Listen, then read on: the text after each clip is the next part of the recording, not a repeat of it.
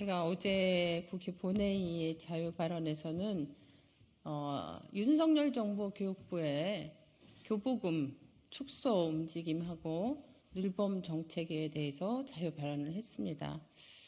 너무 할 게 많아서 걱정입니다. 오늘 이 자리에 제가 선 것은 에듀테크를 거의 절대화시키고 있는 이 윤석열 정부의 이주호 교육부 장관의 정책에 대해서 비판하고 기존 정책을 수정할 것을 요구하기 위해서 이 자리에 섰습니다.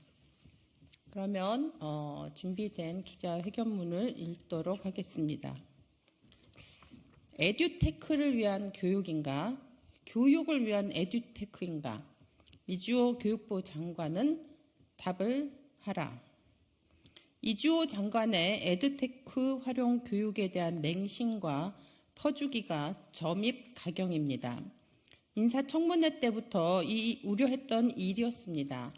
이주호 장관이 이사장을 맡았던 아시아교육협회가 설립될 당시 에듀테크 업체 대표가 출연금의 절반 이상을 낸 사실이 밝혀졌고, 그 밖에도 에듀테크 기업들이 후원금이나 기부금 등을 내는 명목으로 특혜를 받았다는 의혹이 끊이지 않았었습니다.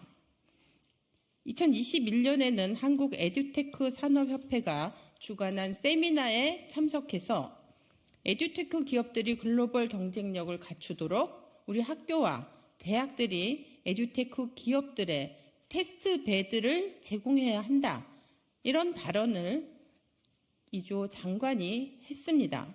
이런 이가 교육부 장관이 되면 에듀테크 개발 업체나 에듀테크 사교육 시장에 좋은 일만 생길 것이라는 우려가 팽배했었습니다.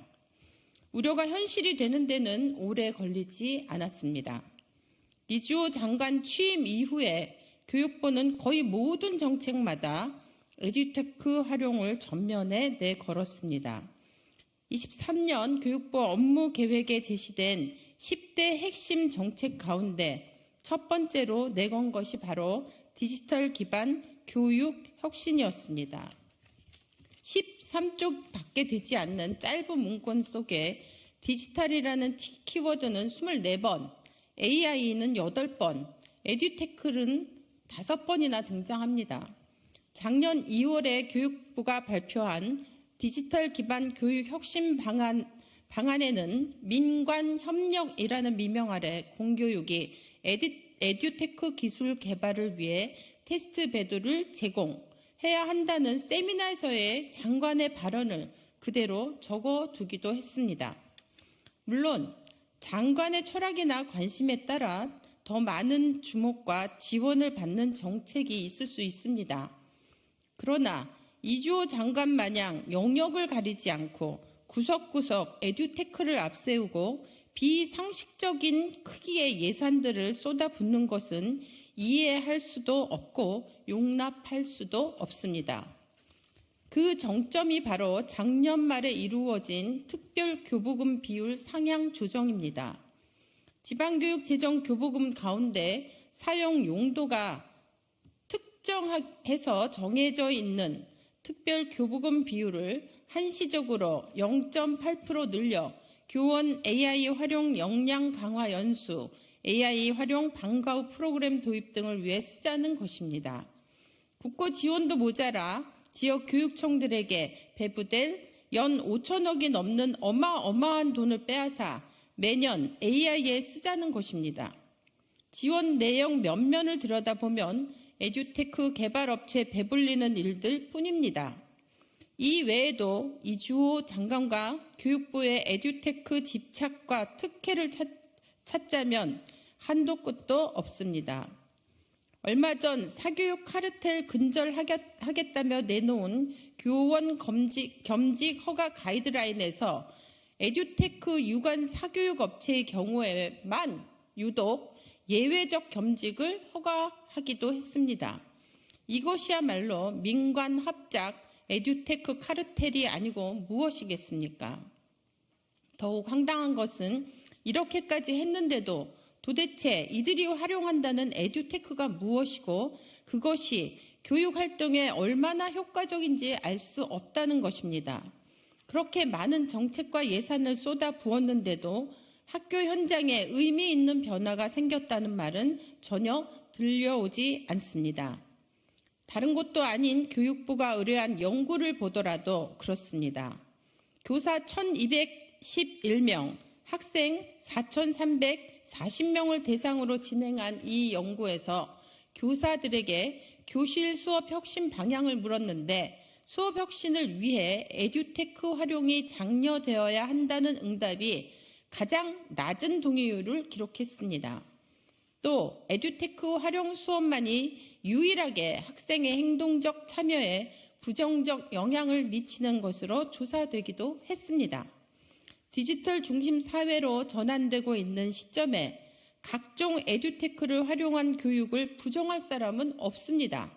그러나 그것이 에듀테크 만능주의나 본말이 전도된 에듀테크 중심 교육으로 오도되어서는 안 될 것입니다. 수업 방법을 결정하는 것은 교수 학습 전문가인 교사들이며 교사와 학생 간의 소통 과정 자체가 교육이 중요한 과정이기도 합니다. 무엇보다 디지털은 좋은 수업, 좋은 교육을 위한 하나의 수단일 뿐이라는 점을 놓쳐서는 안 됩니다. 그러나 새해 벽두부터 교육부는 에듀테크 챙기기에 분주합니다. 차관은 지난 19일 한국 에듀테크 신년 할애회에 참석해 공교육과 에듀테크 산업의 선순환 구조를 더욱 강화하겠다고 약속했습니다. 관계 맺기가 원천적으로 불가능했던 코로나라는 어두운 터널을 이제 갓 빠져나온 상처 입은 우리 아이들, 그 아이들과 교육 정상화와 발전을 위해서 해야 할 일이 산더미입니다. 그런데도 여전히 교육부의 모든 자원과 역량이 에듀테크라는 환상을 쫓는 데 집중되는 꼴을 더 이상 지켜보고 있을 수만은 없습니다. 그 첫 번째로 저는 교원들의 AI 연수 및 AI 활용 방과후 프로그램 개발 보급을 위해 무려 5천억이 넘는 특별 교부금을 매년 추가 편성하도록 한 지방교육재정교부금법 개정안을 무효화시키는 법안을 발의했습니다. 애초에 국회 교육위에서 합의된 사항도 아니었고 교육 자치 훼손 등을 이유로 특별 교부금을 줄여나가는 기조에 반하는 결정이기도 했습니다. 저는 이 비정상적인 결정을 정상으로 되돌려 놓고자 합니다.